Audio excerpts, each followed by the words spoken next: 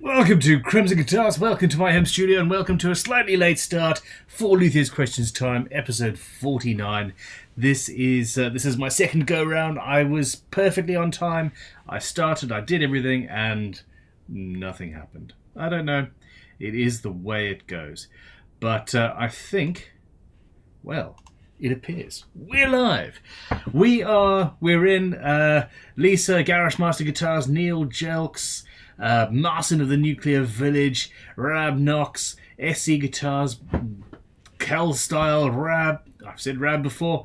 Graham. There's a bunch of us here, and now that we've got the technical difficulties out of the way at the start, life is going to be great. So we are here. This is Luthiers Questions Time. I can't even say it anymore. Luthiers Question Time. I'm the Luthier. So are many of you, actually. Provide me with the questions, and I will answer them. Tutum Carmen says Poplar seems to be the popular opinion. Lol. A lot of talk of Nebula. Nebula is not currently in the workshop. I left her over at Crimson HQ because, well, people there wanted to see her. And I did. I have still got a little bit of work to do on that build. I've got to do some thinking about some custom control knobs. Essentially, I changed the whole design electronically at the very last minute due to the fact that I didn't quite understand how what I had planned just plain wouldn't work with the available systems. And yeah, that's what it is. So now we've got a stacked pot, and she sounds amazing and works very well. And it's currently taking everything that I have to not crack on with another version of Nebula for myself as the very, very next build.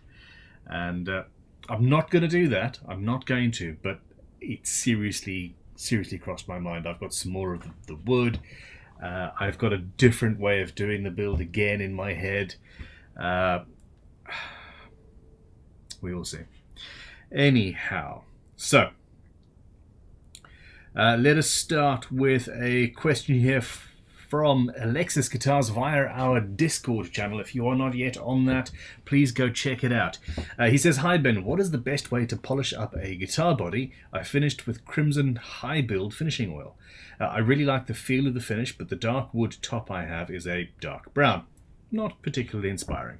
It looks great when wet, i.e. in particular when the oil is directly applied and still wet. I was hoping polishing it might help the top look a bit nicer." Yes, so an oil finish is, you're never going to get the full high gloss, freshly licked lollipop. It's late at night after a long weekend, forgive me. Kind of a look. You're not going to get that without putting a lot more finish on it, I would suggest. However, there is a technique that can get you very close to that. And what I would suggest is apply more oil, but this time apply it using successive grades of fine, high grit, wet and dry sandpaper, i.e. 2000, 3000, 5000. You could even go all the way up through to micro mesh level of finishing, and that will both apply the finish, create a bit of a slurry and fill grain, etc., which is what I tend to use it for, but it will also polish as you're applying it. You then need to use a non-abrasive material to rub the excess off. The tissue paper that we sell is paper. Paper has abrasives in it to a certain extent, and that's not a problem with normal application, but in this case I would, as you get to the higher grades, I would use a microfiber cloth or something like that to get rid of the excess finishing oil as it starts to cure. But using that method, you should be fine. Okay, Kate from Ravencroft Guitars, also via Discord, says, "What would you recommend for grain filler for a Wenge body?" I'm told that Wenge should be filled, but I'm not really sure on the process. I also know Crimson has grain enhancing filler, and I'm leaning towards the ruby, but I'm worried about a lighter colour clashing with the darkness of the Wenge. Any thoughts? And he apologises for not being allowed around very much lately. His day job as a teacher and school is back in session. Yeah, respect. Especially for going back to school in these times. It can't be fun with a bunch of dirty children while living in a pandemic. But anyway, I feel that, and I've only got 3 of them in the house. So, in all seriousness, don't bother filling at all. Rewind. If you are going to have an ultra high gloss sprayed on lacquer finish, then yeah, you're probably going to need to fill it. In which case, a high solid sprayed on filler is the way to go. Now, I can't actually tell you what we use at Crimson because I don't know. It's one of those things we went through multiple different tests, and the team there found out what worked, and by that point I'd completely lost interest. However, if you drop an email through to stream@crimsonguitars.com asking this question, Stephen will find out what we have, what we're using, and we will send you those details. So yeah, just let us know and we'll get in touch. Now, if you are going for an oil finish, I would not use grain filler at all. I think that it isn't necessary. Part of the joy of Wenge is the feel of that open grain. Hell, you don't even need to apply finish at all to Wenge. I have made... There was a guitar I called the guitar Odd, and it had a Wenge neck with facets and stuff, and I didn't put a finish on there, and it just wasn't required. So no filler, no finish even. That being said, yes, the grain enhancing filler would work. Pumice mixed with oil would work. Guitar finishing oil on its own, applied in the aforementioned method using 1200, then 1500 grit, and maybe 2000 grit, depending on what level of gloss you're after. That, if you're applying the oil with wet and dry paper, it creates a slurry using the sawdust from the actual substrate wood, in this case Wenge, and that goes into the grain and fills it to a certain extent. Now, Wenge has pores for days, so it would take a lot of work to do, and again, as I said, isn't absolutely necessary. So whoever said you have to, I think what they were saying was you have to, kind of, if you want a perfect gloss finish. Yes, because it does have huge pores. But if you don't care about a perfect high gloss finish, then don't bother at all. Okie dokie. Okay, I need questions.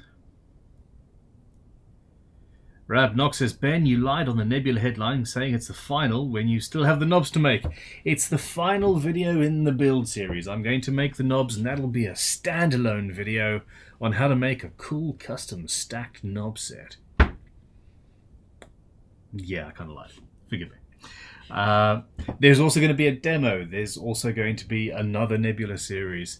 It's a never-ending thing, but the important thing is that the guitar was finished. Dimitri says, Ben is like Gandalf, he arrives precisely when he means to. I wish that was the case. I did the whole intro and it just wasn't working. I don't know. There's a particular order in which you have to open and close bits of software in order to get this thing running. But hey, what can you do?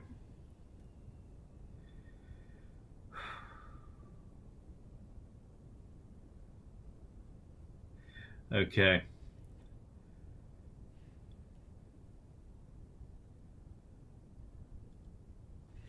Tom Tackett says, hey Ben, I have an acoustic guitar and it has some cracks in the finish. How can I fix it?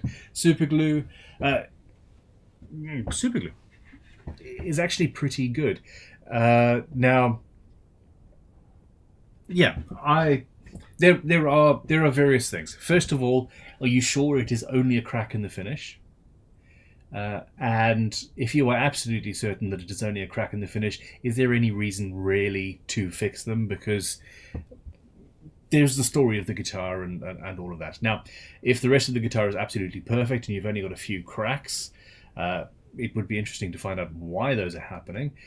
Probably the wood wasn't as dry as it should be and it's compressed when it shouldn't have, etc. Or temperature extremes.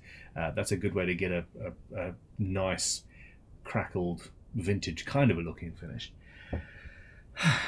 But if you are certain it is just a crack and you just want to fill it, then you can very carefully put gap filling super glue. We tend to use Starbond. It's actually called, helpfully, gap filler. Thick. I would use that. Let it cure. Now, super glue dries and shrinks to a certain extent. I think it's somewhere between 5 and 10% of its total volume. So once it's dried, even if you started with something that looked like it was filling the gap and, in fact, had an... Okay, epidermis is the wrong word. Tell me what the correct word I'm looking for is. Over the top, it might shrink, so you might need to apply it a few times.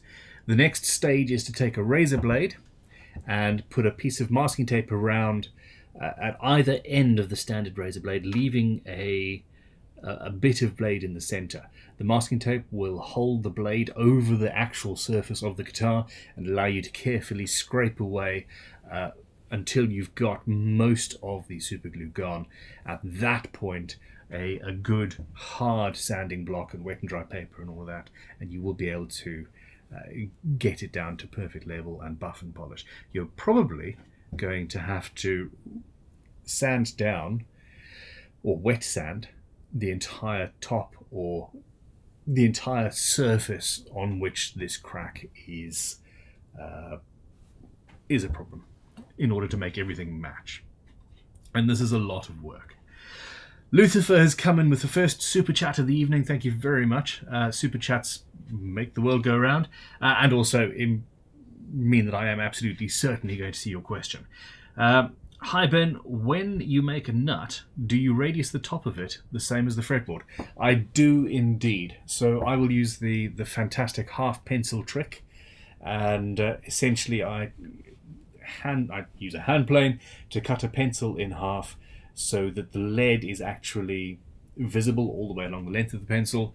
I sharpen it so that there's an actual point meeting on the flat bit where the lead is, and that then goes on top of the frets, on top of several frets, and then I mark a line down the nut, and that matches the radius to the radius of the frets easily without me actually needing to know what the radius even is, and also gives me a point to which I will cut my nut slots. So that is basically a nut slot that would be at exactly the same height as the fret. So I cut it just a little bit high for safety's sake. And there we go. So yeah, and then I will file the nut down to match that. If you go and check out some of the, pretty much any of the recent builds, I will have used that technique at that stage. So, Climo Custom Guitars, or Climo Custom Guitars, I never remember correctly, says, I also apologise for not being around. So disappointed, everybody. I've been building my workshop and house stuff. Honestly, the fact that any of you turn up at all just continues to make my day, and I really do appreciate it. Wow. I don't have the...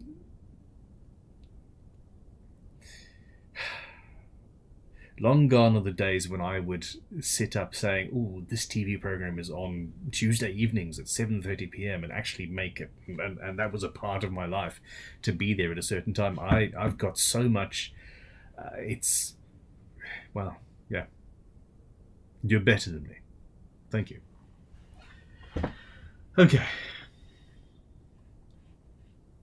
Okay, hold on. Anthony Cunliffe says, hello.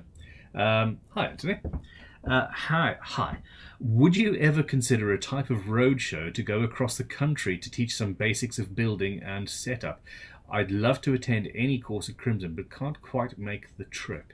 Do you know what? That really is... it's not a bad idea. It's something that we've considered in the past. Not necessarily... Hold on, let me refresh. So the plan as I had it in my head was I would travel with one or two of our luthiers, or I'm probably the luthiers that work in the school. We would go to a guitar shop who just happened to stock some of our guitars. I would... this is assuming that we had more than one or two or three guitar shops stocking our guitars. I would take a load of new stock and I would do a video saying, yo, we're going to be here in Northampton. There we go. We're going to be here in Northampton at Leo and Ted's. We've got 20 spaces free for actual tuition on how to do setups and things. We'll bring you guitars and we'll do them with you. And meet Ben, buy some guitars. Do the whole thing, and we've considered doing that. The thing is, the UK being not a huge place, most people who want to come and do an actual course will just hop on the train and come down. So yeah, it's tempting, and it's something we will seriously consider. But at the moment, and for the foreseeable, we are still in a pandemic, and I'm not going to be spending too much time in crowded places. Says the man who's just spent the last 3 days travelling around the country and spent some time in London. But we're trying to avoid that as much as possible. So there we go. Good question, though. Or good suggestion. Alan Barnes is in the house, 7 minutes behind. Tutum Carmen says fret leveling file works well on CA. It does. You just need to be very careful not to hit the rest of the finish when you're bringing it down, and also make absolutely certain that the cyanoacrylate has cured properly. If it's still a little bit soft, then you're likely to pull it out of the gap that you've just tried to fill, which is never very good.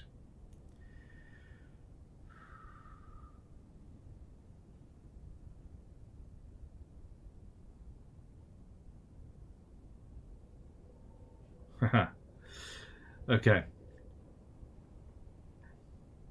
Dang Nabbit says, have you ever used Cyclone tuners? I have not. It's not a brand I've ever even heard of. I like the fact that they are hidden behind the headstock, but don't know how stable they are. Is that a brand or a type, i.e. Firebird, etc.? Okay. Well, I've never heard the term, and not on any of my actual builds, no. I have heard that the standard ones that are used nowadays are well engineered and should be fine. I'm recalling a headless system I used at one point that looked the same, but anyway. Okay, super chat. Marsha Levine, how's it going? Marsha says, I love the machining you did for Nebula 2 hardware in the final video. What's the most difficult part? Deciding what solution will work or making them? That is a very, very good question, Marsha. So for example,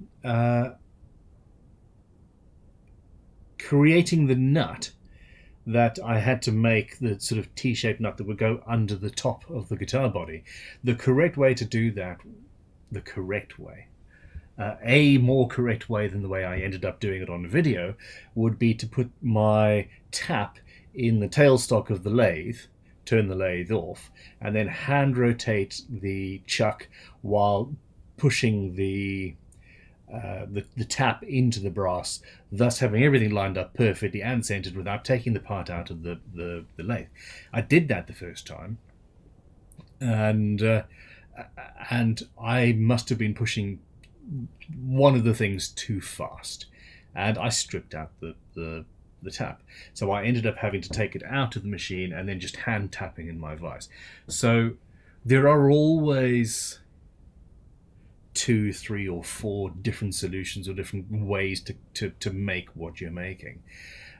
With the pots, with the control knobs, when I tested it, the top one fit, but once I actually put it on, it didn't quite work. So I had to go and do a little bit of turning, because essentially what I had to do in order to fit the lower one, I had to put it on upside down.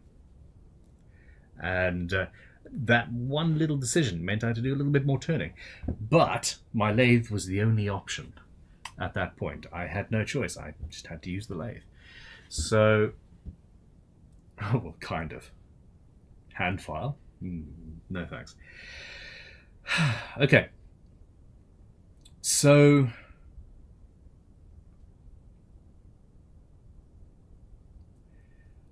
at this stage, 20 years in, after having played with a lot of different tools, I am by no means an expert with pretty much anything I work with here yet. But with most things, the most difficult bit is finding what I want to make. And especially in my limited workshop here, choosing what to do, how to do it, is most of the time fairly straightforward. And it's like, okay, this is what I need to do. That machine, that tool, this lathe, that file, etc. It's just, that is the way to do it. So yeah, the most difficult part is deciding what solution will work to my problems. And funnily enough, in the videos, a lot of the time, people say that my problem solving, or the fact that I create problems for myself, is one of the reasons why they enjoy watching the videos. So we'll see. Anyhow,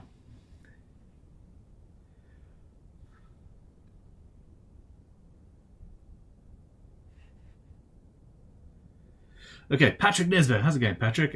Hello, Ben. I am currently working on a Les Paul custom lawsuit. The binding is too thin on the top. I made a faux binding to make it wider, but how do I make it the same colour? At the moment, I'm using a Sharpie. Whoa. Okay.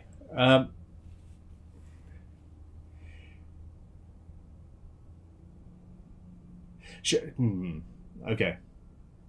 Sharpie is not going to do it. Sharpie, whatever finish you put on over, is just going to disintegrate that with like an 80% probability. Okay. I would suggest something like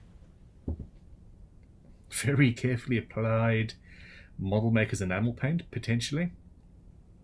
And if you're lucky, you will be able to apply it relatively thickly and then rub it down so that it looks just like plastic. That being said,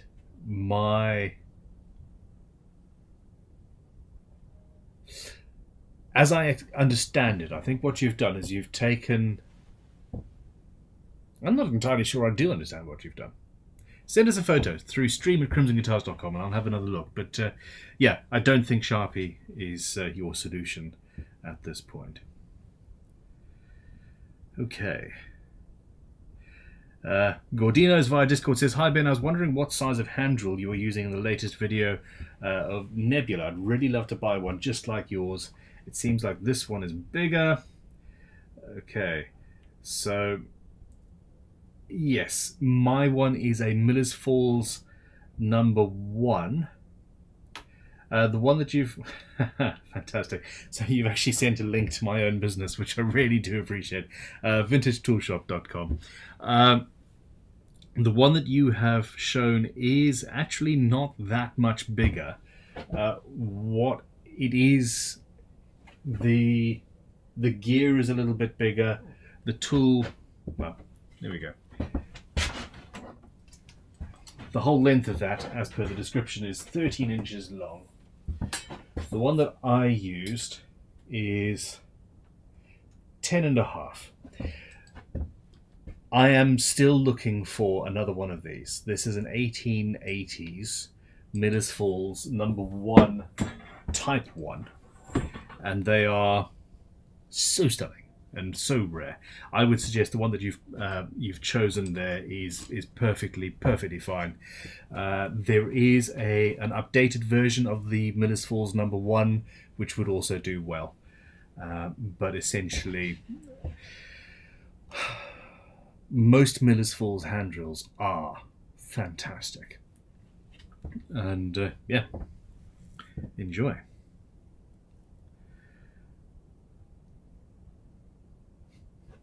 Okay, Zach Ellison, good.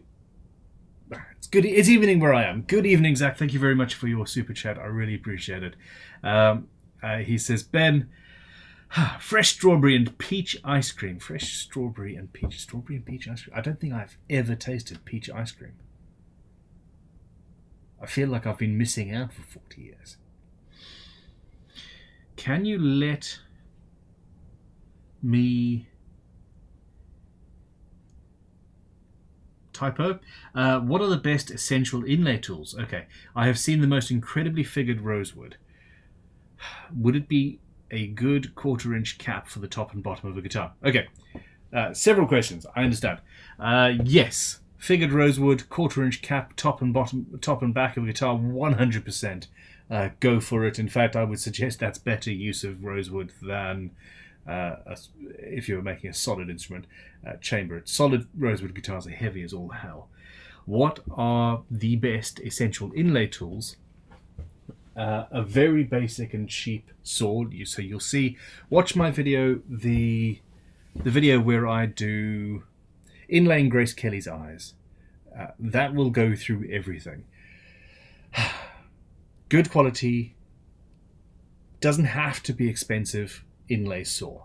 What you do need to spend the money on is the blades. Use Swiss or German made inlay blades, and they need to be 3/0 or 4/0 fineness for cutting metals and shells and the like. That mixed with a very small chisel or a variety of small chisels going down to about 1 millimeters are very useful. A scalpel blade is absolutely essential in my opinion, as is probably a multi-tool. You don't have to have one, but if you are doing inlays with more surface area than not being removed, then a Dremel type multi-tool, preferably on a little router base, with a 0.6 millimeter cutter or bigger, is a no-brainer. It really is. But yeah, go back and watch that video. It's one of my most popular videos for a reason. I'm really happy with what happened there. Spiegelman Customs coming with $5. Thank you very much. I really appreciate it. It says, hey Ben, assuming no compromise in quality, would it be an attractive option if EM pickups can be hidden in the body, i.e. not sticking out of the body? Okay. So, I mean, you say quality, and that is the biggest issue. You will have, if you use standard EM, electromagnetic, I understand. In order to make a pickup that can be hidden entirely away underneath the top, you have to boost up the electromagnetic field. You have to have more wines or bigger, more powerful magnets, ceramics or neodymium, something like that. And making those changes to the pickup will change the sound of the guitar. So the only other option is to have a standard pickup behind a very thin piece of veneer. A veneer thin section of the top. But also you would want your fretboard to be inlaid into the top, so you've got a much lower gap between the bottom of the strings and the top. And that's subjectively absolutely fine and possible. But then as a player, and I've built a guitar exactly like this for exactly this reason, the bottom of the strings was only 3 millimeters or 4 millimeters higher than the top, and your plectrum kept on hitting the top, which was directly mounted to a pickup that picked up those clicks all the time. So, yeah, not ideal. If it could be done without affecting the quality of the sound, I would do it without a shadow of a doubt. I think that it would look absolutely amazing. So, yeah. Kiwi Quarters has also come in with a $5 super chat. Thank you. And said, okay, Ben, weird one. I'm going to just choose to read, okay, Ben, weird one. Can you make a resonator out of I guess you would say, a cylindrical biscuit tin?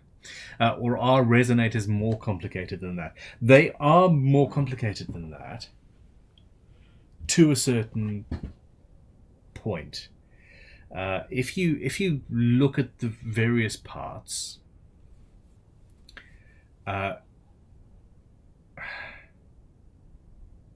okay, yes, you could make a resonator guitar out of a biscuit tin.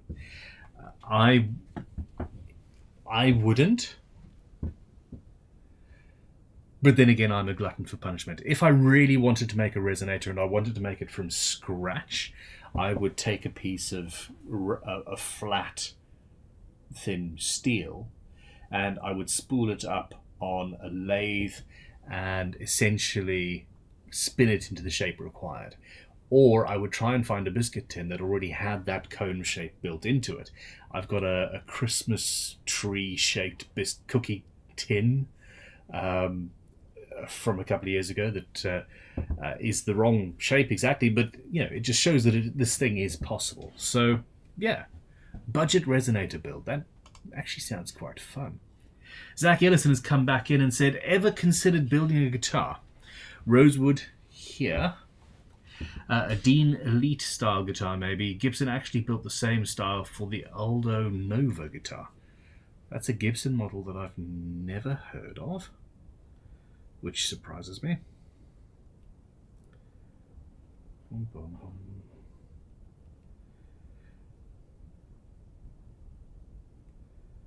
Oh, there we go. Sorry, it's a band I've never heard of. Person I've never heard of. Ay, ay, ay. 1982. Okay, that's fine. I was only born in 81, so I'm letting myself off the hook. Yeah, I mean, absolutely. This is my problem. There are 14 million different guitars that I would like to do. I haven't used Rosewood extensively other than necks and fretboards in a long time. I built a solid Rosewood Strat once.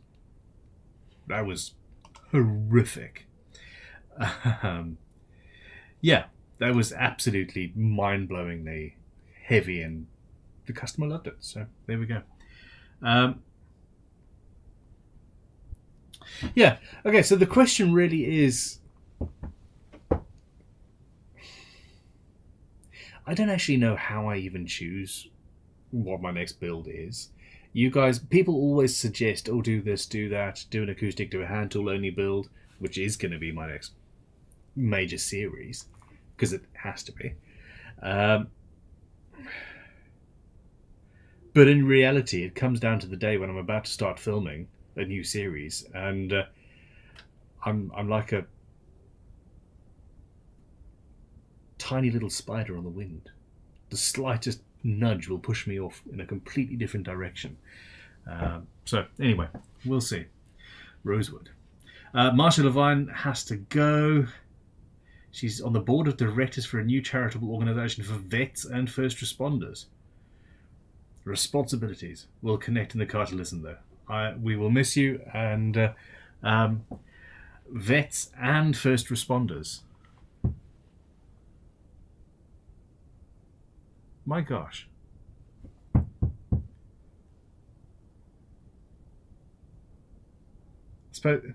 Yeah.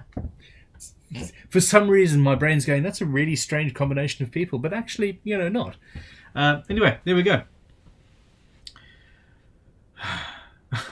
Patrick Nesbo saying, hey, Ben, check my email. Let me have a look then. If I have enough of a signal. to get in this, which I do not.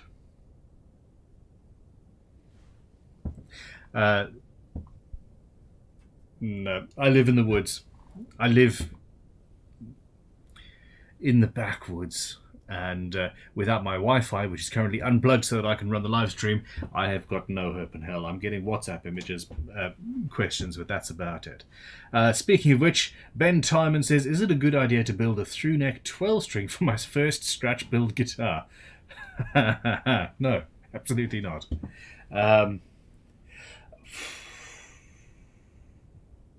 Okay, it depends entirely on how much experience you have with tools, and I'm not saying you in particular, Ben, but in general to anybody who's listening to this or watching me. If you are a woodworker with 10 years experience using routers and chisels and all of these things, then yeah, fair dues, just go for it and chuck yourself in at the deepest end you can possibly find, which actually probably is a 12-string through neck is getting, it's up there, and do it. But if this is not something that you are 100% comfortable with, i.e. machines and tools and workshops, then don't. Seriously, take it easy, start easy. I'm assuming you've built kit guitars and the like in the past, or used kit necks on bodies that you've made, and this is an evolution of that. I would evolve slowly so that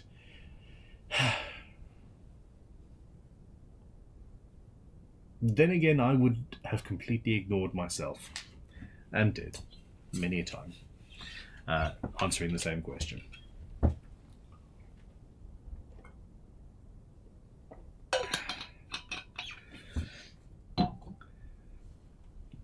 Okay. Law-abiding citizen says dog food bowls seem to be popular, and that is with regards to resonator guitars. So there we go. Okay, Luthier has come in with 20 Canadian dollars. Thank you very much. And says, so I made a really cool Paduke bound lacewood headstock veneer. The Paduke is bent really tight. I'm thinking I want to finish it with thin super glue. Yeah.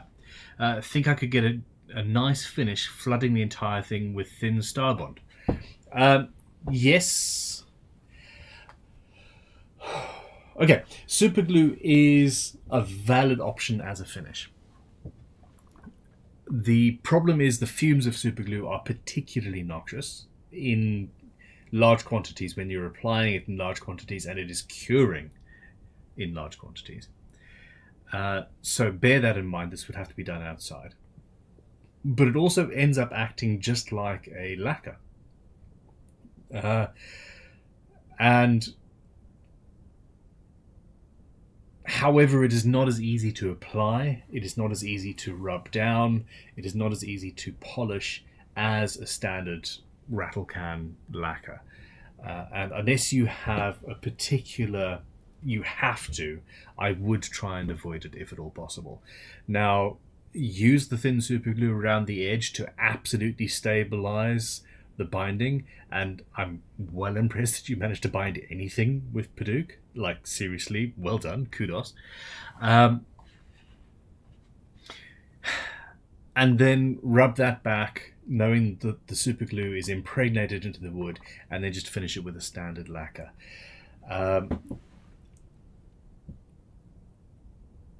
Super glue is a fantastic finish when used on a lathe, essentially as a friction finish, and you can buff it up to an incredible shine very rapidly.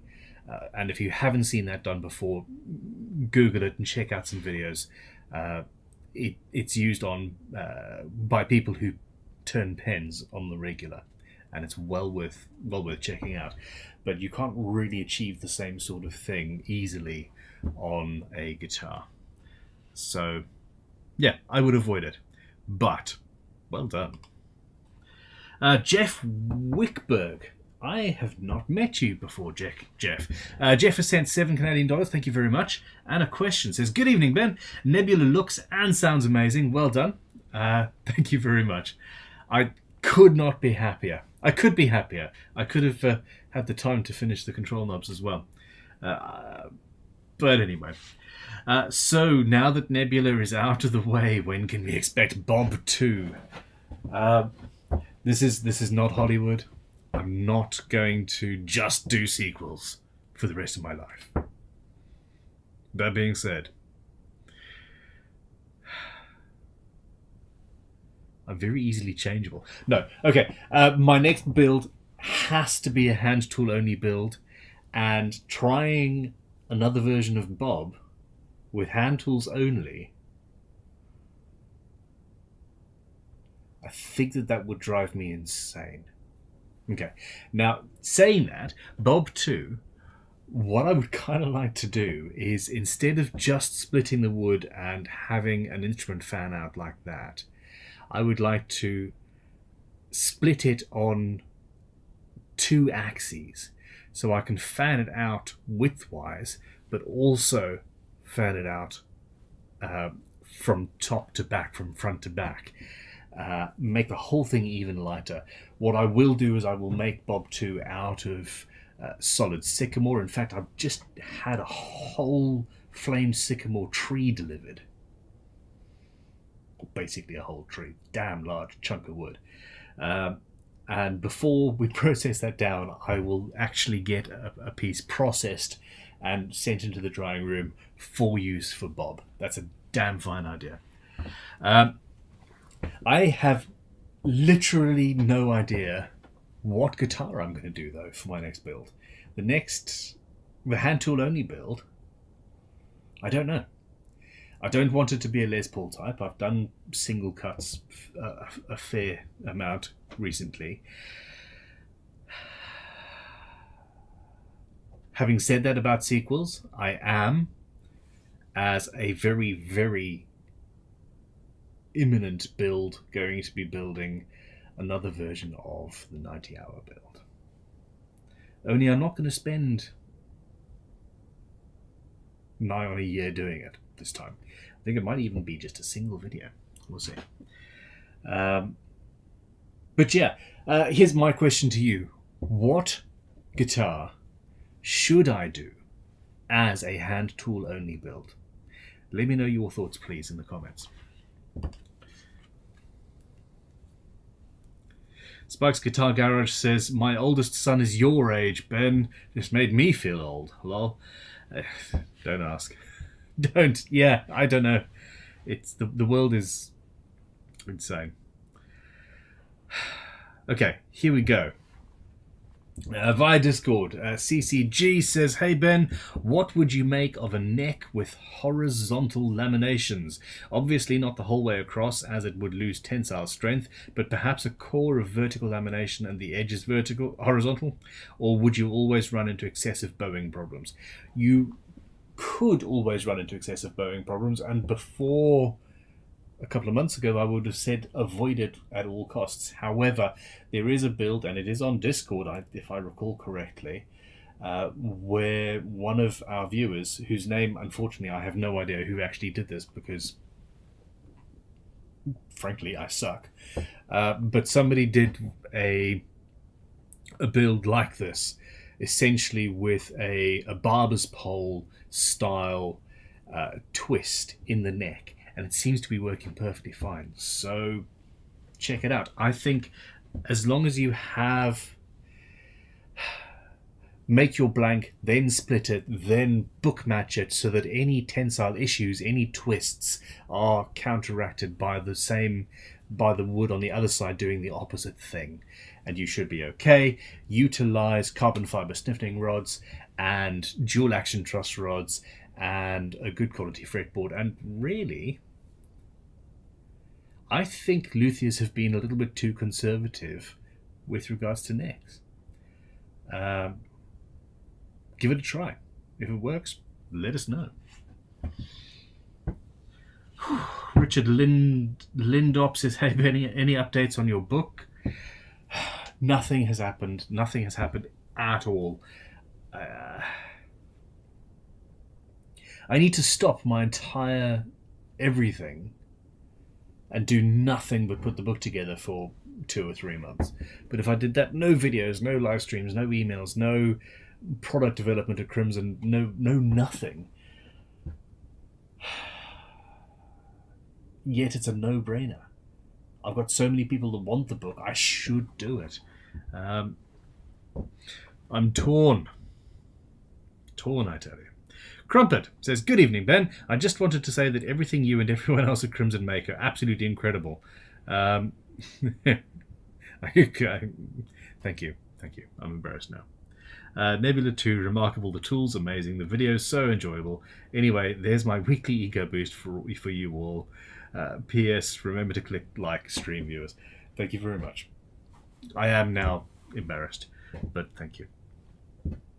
CCG comes in again and says, on Nebula and similar. On Nebula and similar, what do you do for hard cases for all these unique guitars? In general, I use Hiscox hard cases. We have our own brand. Hiscox hard cases make a Crimson branded hard case for us. And these cases are fantastic because you can, essentially you've got a very strong outer core, and then it's got an expanded foam internal that's covered with a nice soft fabric. That expanded foam can be manipulated very gently with a highly polished hammer to change the shapes from the standard Strats and Les Pauls, etc. that they come in, and you can make it fit a highly custom guitar if necessary, to a certain extent. If that is not the case, I would have one custom made either by Hiscox if it's within their standard form factor, or we just go and we find a commercial guitar case that will fit, customize it if necessary. But my standard and favorite is Hiscox. Good UK company, very, very, very good quality. Lepidoptera lady says, Ben, in all caps with a couple of exclamation marks, the last Nebula video had me on the edge at several points. Me too. Trust me too. So, the all-hand tools build will be a carved top with bas reliefs, right? You know what? I saw on Reddit, somebody did a Strat type guitar and they painted hieroglyphs, Egyptian hieroglyphs on it, and they did such a good paint job that it looked utterly 3D and carved. And I've wanted to do a carved guitar like that for a long time, but no, I really don't know. I really don't know. Okay, Inky Guitar says, Ben, how can I fix lute tuning pegs that are slipping? Shims? Question mark. Bash 'em? Question mark. Make new ones? Question mark. Making new ones is actually quite fun, but as an initial thing, I would take some 120 grit sandpaper or 240 grit sandpaper and sand them down a little bit, and also sand down the inside of so that the hole into which the pegs go, because essentially over time the pressure has polished those things up no end. So make it a little bit rougher and you're almost certainly going to be fine. I have a memory of somebody using rosin, so a violinist's rosin on a peg to give it a little bit more grip. I have a memory, but please Google that before you do anything, because that might be it might actually have the opposite effect. I don't think it would, but yeah, that might not be a good thing. Let us see. Kiwi Cortez says, if there were a classic guitar shape that you have some aesthetic issue with and had a fix for, that would be the hand tool build I vote for. Bum bum. That's quite amusing. I've just got back from a road trip, as I alluded to earlier. I went up to Northampton to speak with Tim over at Leo and Ted's, and we stopped at Renegade Guitars above Bristol, a fantastic, very high-end guitar shop. We went over to Coda Music, they are the biggest, if not one of the biggest, Fender custom shop stockists in the UK. We went to Denmark Street. This was Tom and I. Tom is the gentleman that runs the day-to-day at Crimson for me. And this was a bit of a fact-finding mission to ask people in the business what they think we should do with our production instruments. What do they want to see? What do they think the public wants to see? What do they think people will buy? And over and over and over again, people in various shops said, Fender and Gibson. Make a Telecaster. Make a Stratocaster. I'm like, okay, well, I can make a Stratocaster to knock all Stratocasters off the pedestal. And he's like, no.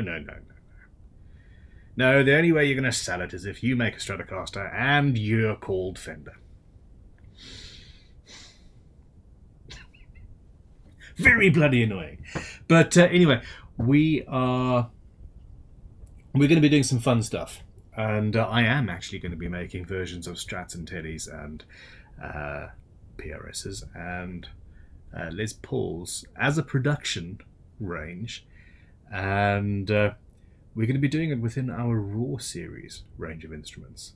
And I will be making a few improvements to the classic things. But yeah, so that's literally something we've been thinking about long and hard, but in particular this last 3 or 4 days has been a lot of talk about exactly that. So yeah, I haven't built a Telecaster for a hell of a long time. And through all of these guitar shops, I've been looking for a 62 reissue with a flame maple top and a tobacco sunburst with binding. Maybe, I'm not promising, but maybe that'll be my hand tool only build. That could be fun. I really want one. It was a guitar that I had, a Japanese made one. I had it, and I had no money, so I sold it. Anyhow, Ben Timon says Floyd Rose triple neck, 14/7 and 6 string, all through necks, one body, just for laughs. I do have a triple neck planned for the not too distant, but maybe not for the hand tool only build. Zach Ellison says, why did you have to make me feel old? Led Zeppelin first live show happened on my 7th birthday, meaning 61 versus 81. Thumbs up, guys. Thanks, Ben. Well, you know, if it is any consolation, I have found that musicians and creatives and people in this particular industry always come across as younger than they actually are. As long as we can stay away from the drugs and the moos and the chicks 40 years younger than us. Sorry, in my case it would be 20 years younger than us. Yeah, we tend to age quite well. So, yeah, here's to aging in style. Luthier has sent $2 Canadian and says, I want a Crimson branded telly big time. Seriously, it's going to happen. 100%. So if you seriously want one, drop us a line and we can start talking. But yeah, Raw series, i.e. utilizing wood that otherwise wouldn't be, with knots and cracks and crevices, some resin work, elm, and just nice stuff.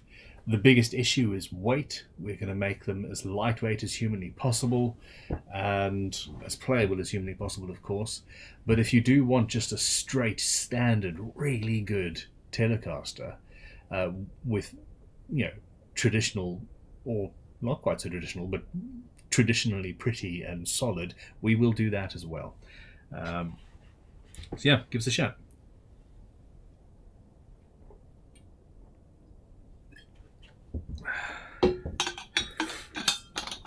Ben Timon says, what about a Telecaster Deluxe?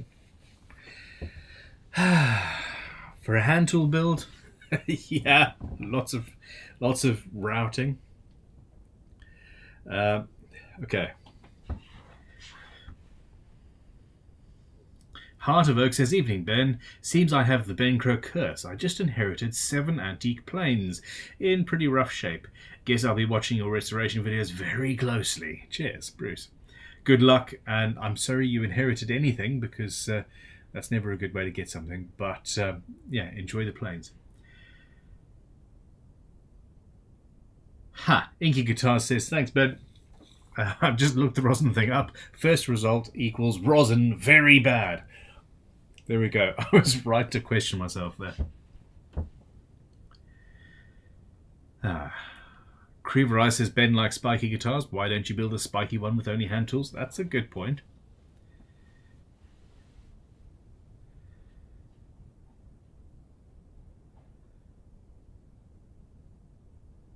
Ted Air says, hi Ben, any chances you will do the fan fret 7-string kits anytime soon?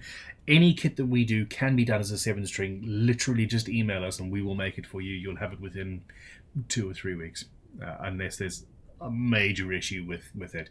But yeah, seriously, drop us an email, shop@crimsonguitars.com, and we will be able to do that for you. No problems whatsoever. Click like, everybody, please. It helps, and if you fancy sending a super chat through with a question, that helps.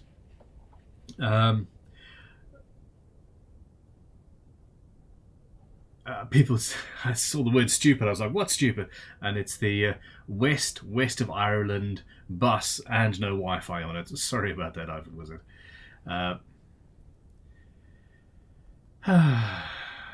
Dan from Guns and Guitars is building a fretless bass using scrap wood and plywood, and it's looking interesting, but scared that, watching it cut at various different points of the build. He does some amazing things with limited tools and no actual workshop. It's incredible.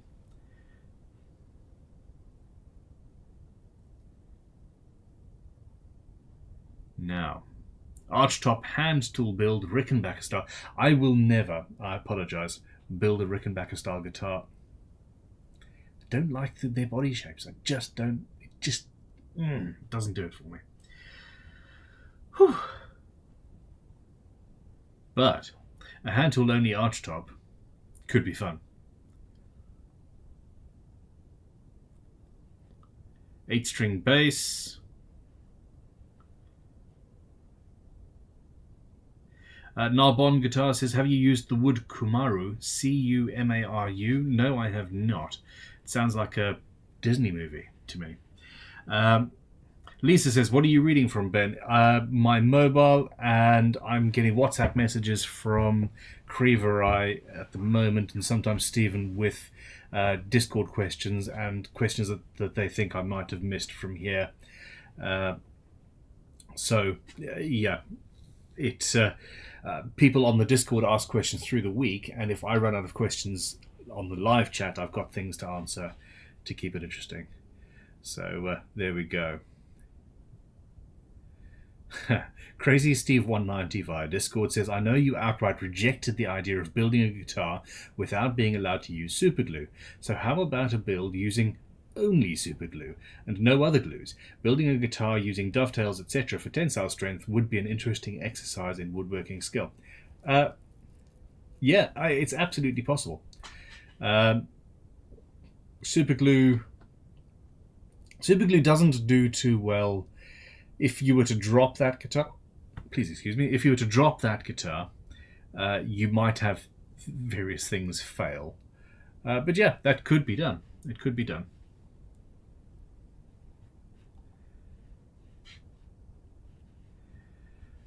James Duffin says, how about a semi-hollow body version of Shred for the hand tool build? I've got Shred over there. I know I only finished her a couple of months ago, but I think I hate the finish. Not the finish, the thing I did, the painting on the top. It's not quite what I was going for, and I'm looking at her going, should I strip the whole guitar and refinish, or have them spray her a crimson? I thought I'd finish that build. Anyway. Rob Tootle says 2 to 3 weeks for a full kit. I'm still waiting for a neck 2 months on. Are you seriously? Rob, could you drop me an email through stream@crimsonguitars.com, and I can chase that up for you, because that is, well, I don't disbelieve you, but that surprises me. Patrick Nesbitt, question: would you do a custom ordered guitar kit, and what would it cost? Ish. Don't call me Ish. My children, I'm fairly lax with swearing. I feel you need to learn how to swear and where, and they drop the B off the B word and say ish, and Anyway, it results in some funny conversations. My name is Benjamin Birch Crowe, for whatever it is, and the other day I walked into the house and I said to my children, "What's my name?" And my daughter immediately goes, "Benjamin Bitch Crowe," as a very funny thing. I think I'm embarrassed now. Okay, anyhow. Yes, custom kits. Emphatically, drop us a line. I cannot. They tend not to be much more expensive than the standard ones, but it really depends on what you're asking, and whether it's something that we would then be able to produce for other people, i.e. we would be able to say, we'll eat some of the cost of creating the drawings and the time involved in making the paths and all of the CNC sort of stuff, because we will then be able to sell a similar version of that guitar. If it's a strict one-off, then we have to charge you for that time. So yeah, let us know what you've got in mind. It is also, so for example, if you wanted to have a Stratocaster but make a very small change, that's not that expensive. Redrawing just a small part of that's not an issue. Drawing an entire guitar from scratch, yeah. Okay. Ben Timon says, what do you think of traditional hide glue for guitar building, as in hot hide glue versus PVA? Hot hide is great for certain things, but I prefer PVA. It's just easier. You seem to have... Modern glues have been extensively worked on and improved. Even in the last 20 years, I've seen major improvements in how they work, and I think, or it feels like I have. Yeah. There we go. Good quality PVA. George Davis says, question: if your neck is perfectly flat and true, and the frets are pressed in, shouldn't the frets be flat, in theory, and not need leveling? No. I mean, sorry, very basically, in theory, to a certain extent, potentially, maybe.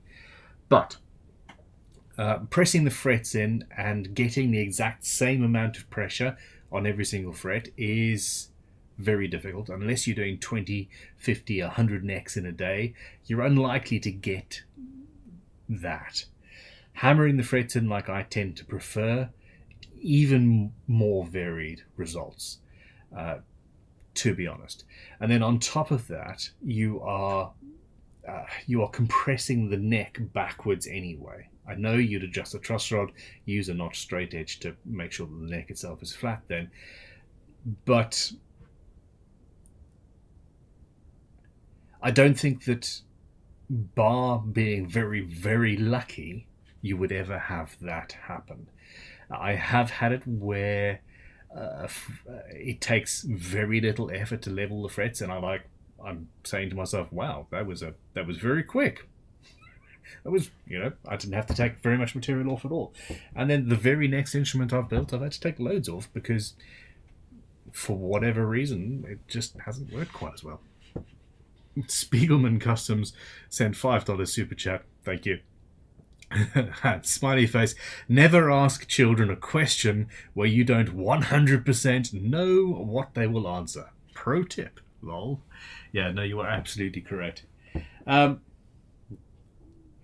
talk to my children for the most part as if they are fully functional, grown-up, human, adult people. And they very much appreciate that I do. But, yeah, they also talk to me sometimes like they are fully grown adult people, and with hilarious results sometimes. It's even funnier coming out of my 7-year-old. Anyway. Whew.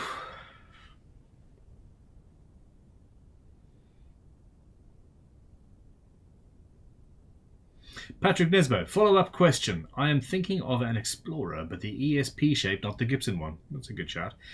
With an uncut headstock, 3 tuners per side. Sounds cool. So I did a 2020 Explorer. Sorry, my 2020 guitar was an Explorer type shape, which I really, really enjoyed. And Gibson didn't send me a cease and desist letter, which was nice. Stephen Bradley says, so how would you redevelop a Rickenbacker Semi to make it more pleasing? Okay, I'm toying with you. It's literally just personal taste at this stage. I think they are too square. I haven't even really given it too much thought, but they're very chunky and squared edges and all of that. But that upper bit and the end of the horn, that just doesn't do it for me. And I can't pull up an image here. All of my guitar encyclopedias are all at the factory, actually. Okay. Well, there we go. I'm running low on energy. It's been a very, very, very, very, very long 3 or 4 days, and about 600-mile round trip in the middle of the UK being stupid, and there's a run on fuel at the moment. So there we go.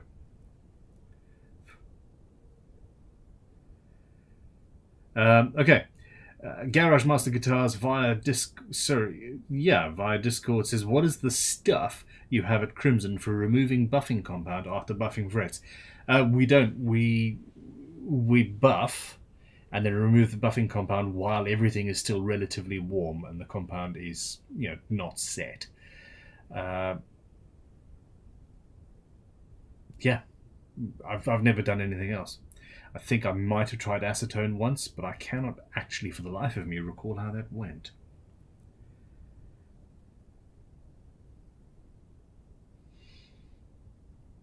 Okay.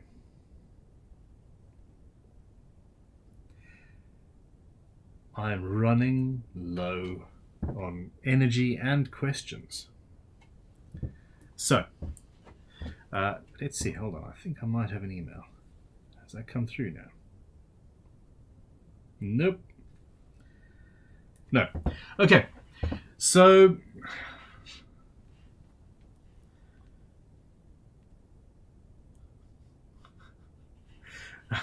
Luthier is saying, because it's not green, I'm still mad at that. Go green, green. This is obviously talking about my guitar shred. I think you're right. I think you're 100% right. I'm going to take the guitar, I'm going to strip her back, and we're going to go green. Green works actually with the copper. That's how I'm feeling at the moment. If anybody else disagrees, please send me loads of super chats and we'll talk.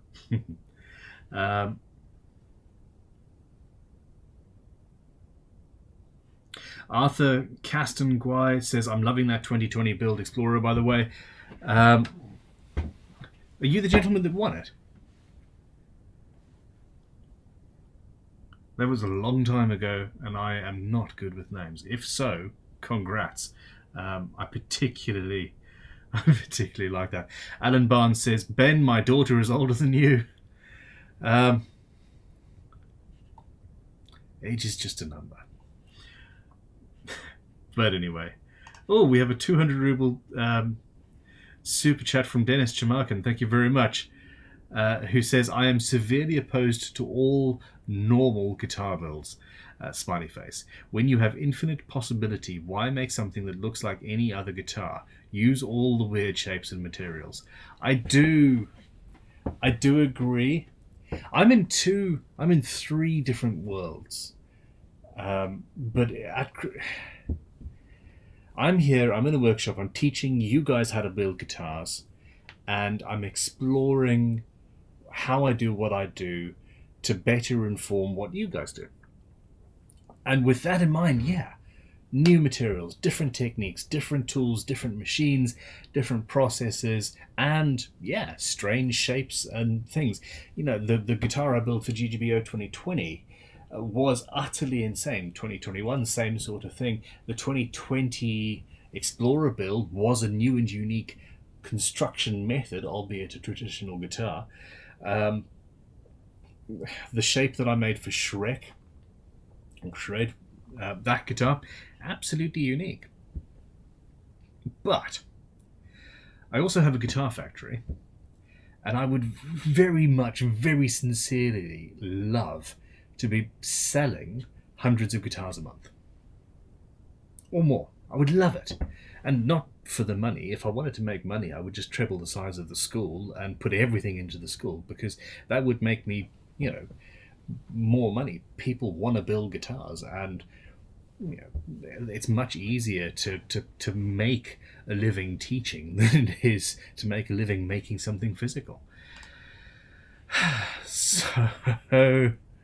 So,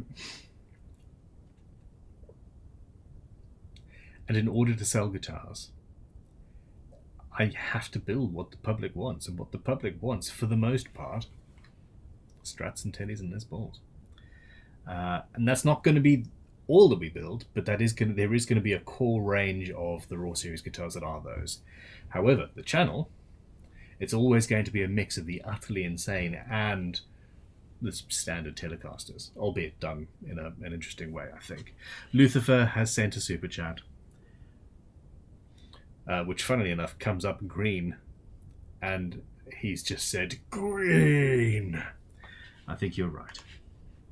Creever says green, yeah. Luthier, yes. Narbonne Guitar says, "Have you thought of getting a gear demonstrator to showcase your builds?" Yes. That's a very good point, actually. So with Nebula, I'm going to get somebody. I've got a local friend who's going to come and do a quick demo of Nebula, and I need to organise that. There we go. I thought so. So yes, I would love to do that, and I want to send more guitars out to various different people to get, you know, unfiltered responses and thoughts. I looked at a lot of guitars over the weekend, over the last 3 days, and a not inconsiderable number of them were made by smaller companies. And honestly, our guitars are better than 99% of the ones that I saw, in my opinion, and that was good to realise. But also, they're all selling guitars, and we're not selling that many. Hold on. So Arthur Castanguay says, "As I actually won it, I get to enjoy it daily." There we go. So yes, you're the guy. It took a while to get to you, for which I apologise massively. But yeah, the world went crazy. I am so glad that it's there. I actually asked the question of Tom the other day whether we knew, or whether he knew that if you'd had it arrived and if everything was safe and good. And yeah, there we go. I'm glad you won that one. Spike's Guitar Garage says, "Do you live anywhere near Jeremy Clarkson's farm?" I mean, this is England. Everyone's near everyone else, in comparison to where you guys live. probably a 2 or 3 hour drive away. But anyway.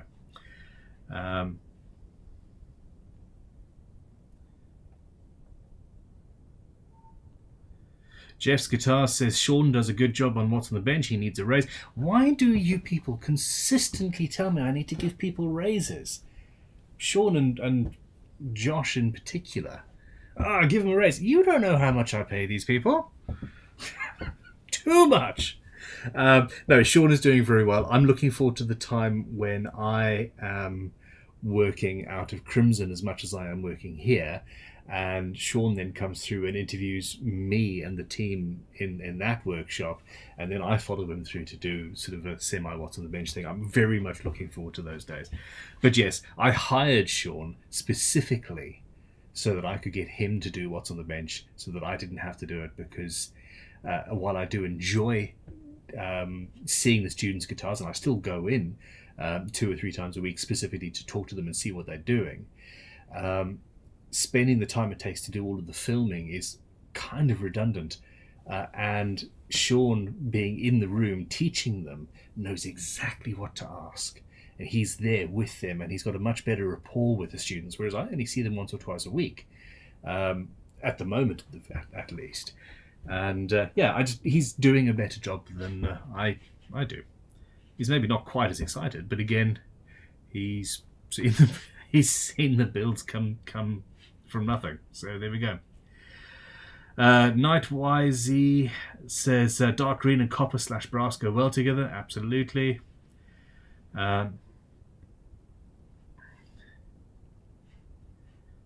George Davis says thank you. Say good night, Ben.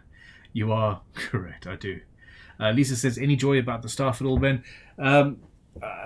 No. Well, we've actually no, not really.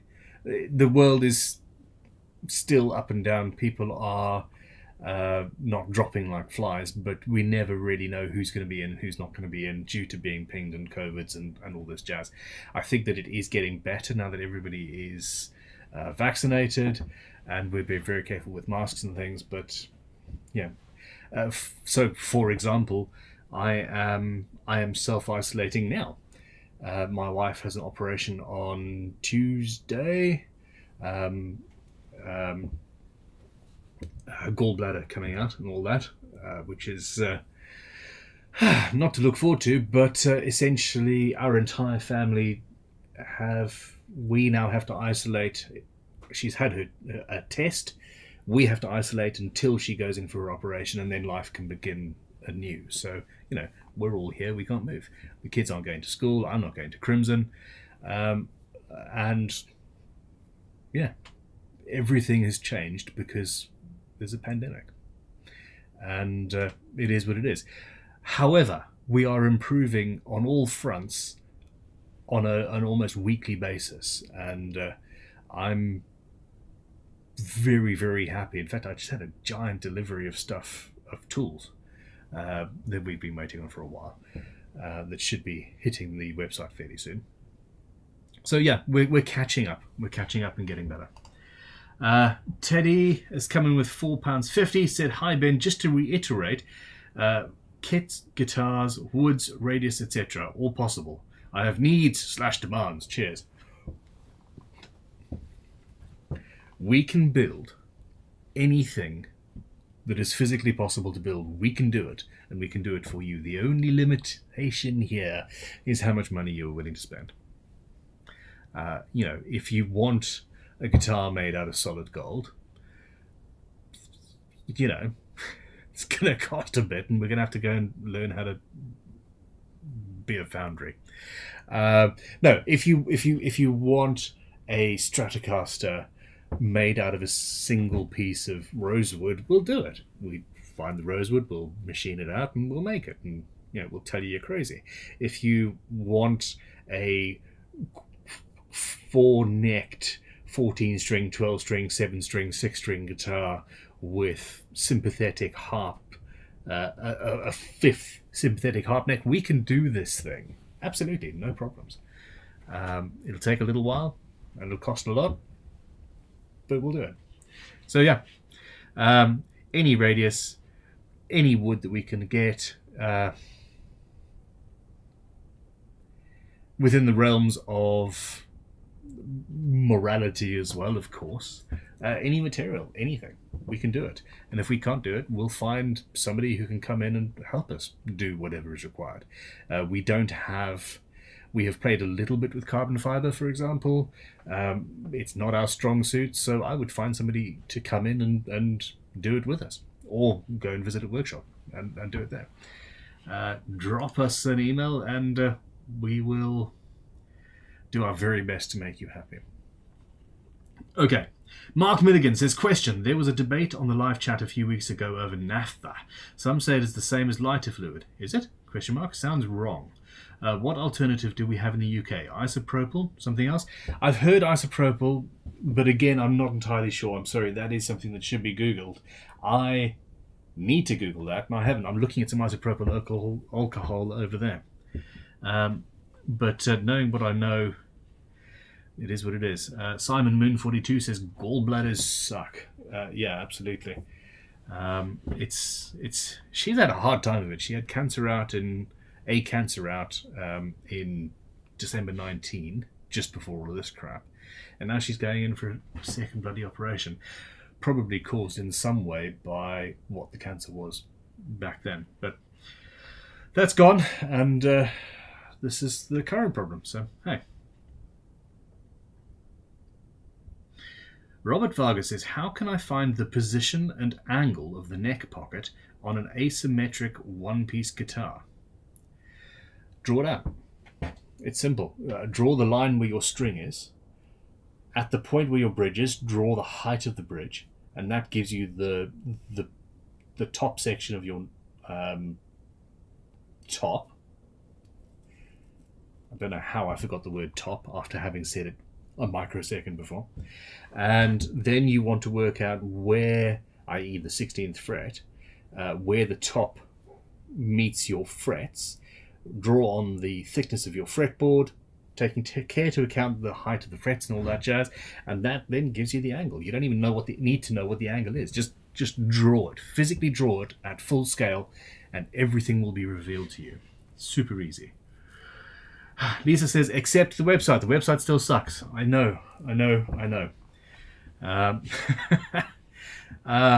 one member of staff who we actually hired about 3 months ago to work on the website has since caught long COVID and left. So, yeah, we suck. Night YYZ says, every time you say give someone a raise, Ben has to raise his prices. That is a very good point. So yeah. Neil Jog says, ooh, gallstones are so painful. Yeah. I'm lucky I have not experienced it, but I've watched it, and it's not fun.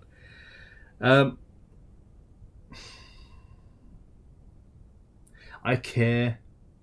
I'm not one of those bosses or business owners who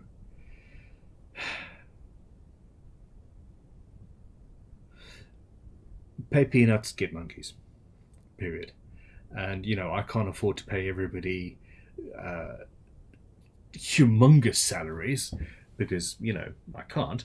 But we pay better than is average in this industry.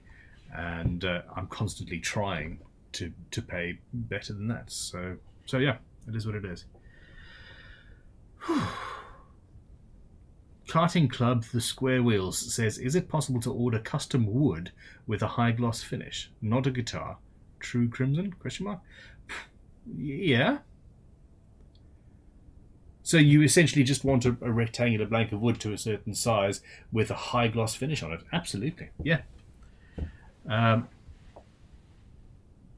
Lisa says, so that means your public face is still ugly. I know. I'm going to take a photograph of that and send it to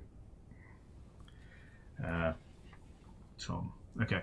Alexis Guitar says, due to what I can find in my local hardware store, I can only really get 22mm thick slabs of hardwood.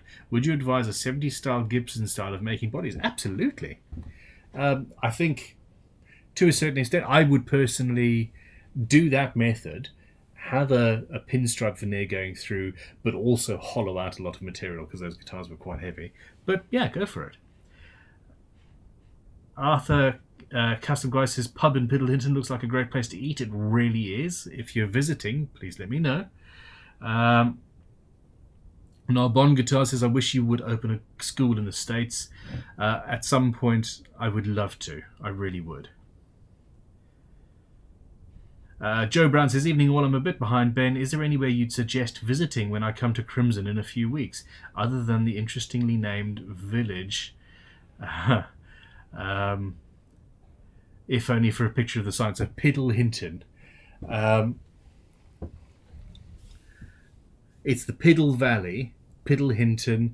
The town just down the road is called Puddletown, which has a fantastic vintage sort of antique map and bookshop, if you're into that sort of thing. Tell Tristan I said hi. The next village over is called Puddletown, and apparently they changed it from Piddletown because Queen Victoria visited, and they thought she would be offended by the word Piddletown. But anyway, the pub in Piddlehinton is particularly nice. The Thimble is a really nice place to eat.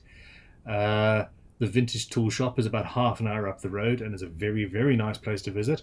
There's also an attached bookshop and gallery now, because I can't seem to control myself.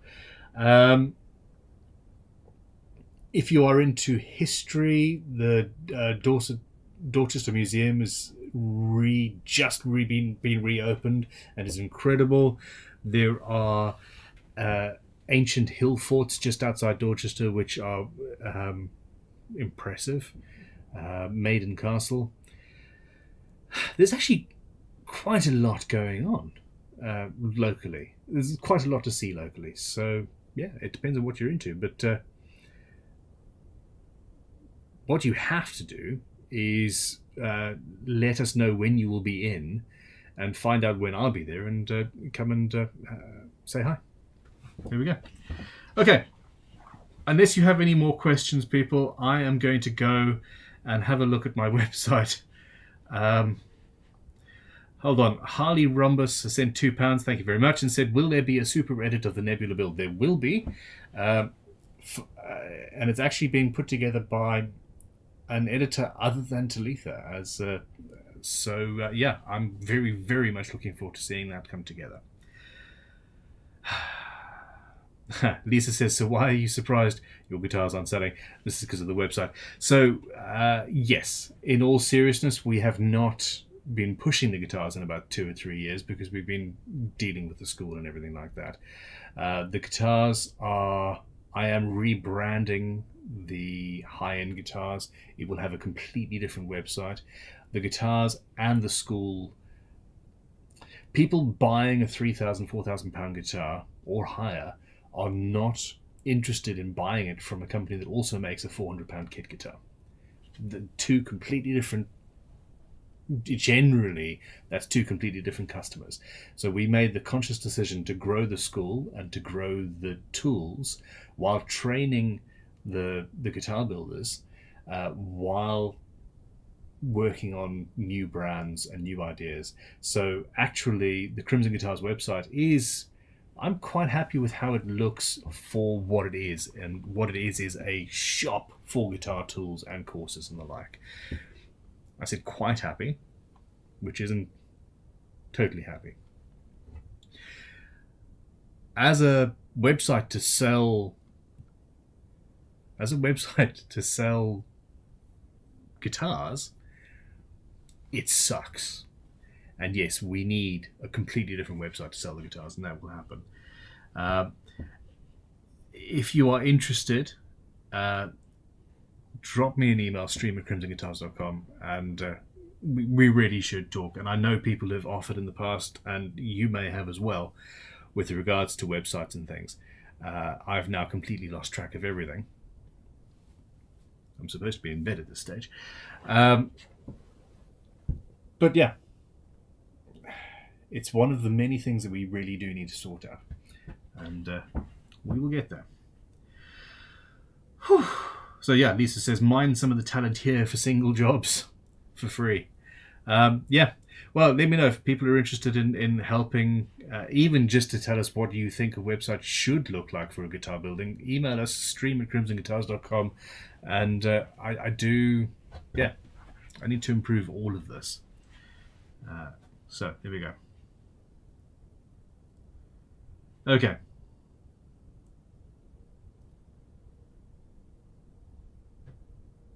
Marco Rachovic says, "Hey Ben, have you experience with decking woods for fingerboards like Ipe?" Yeah, Ipe works very, very well.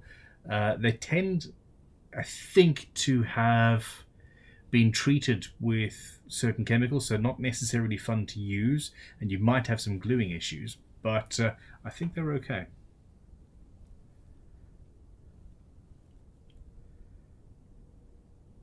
Huh. Okay.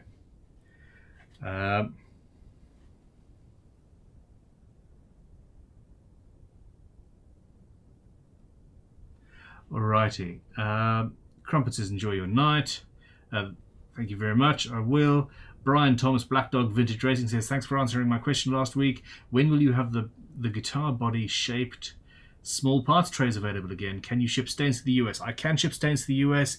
The small parts trays should be something that we can manufacture at the drop of a hat. So please drop us an email, shop@crimsonguitars.com. Say Ben sent me, to say, where are the parts trays? Expedite that build. And I will phone the factory tomorrow and see what they're doing. But that is something that is built in-house and should never actually be out of stock. Okay.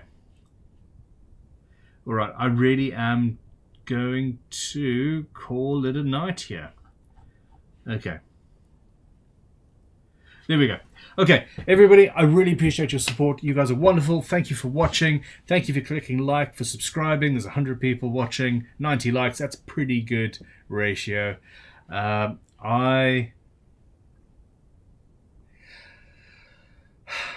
This is the first time in a long time where I'm uncertain what I'm going to do next week, build-wise. It's awesome. Thank you very much for your support. I will see you all very, very soon. Rock and roll. Goodbye.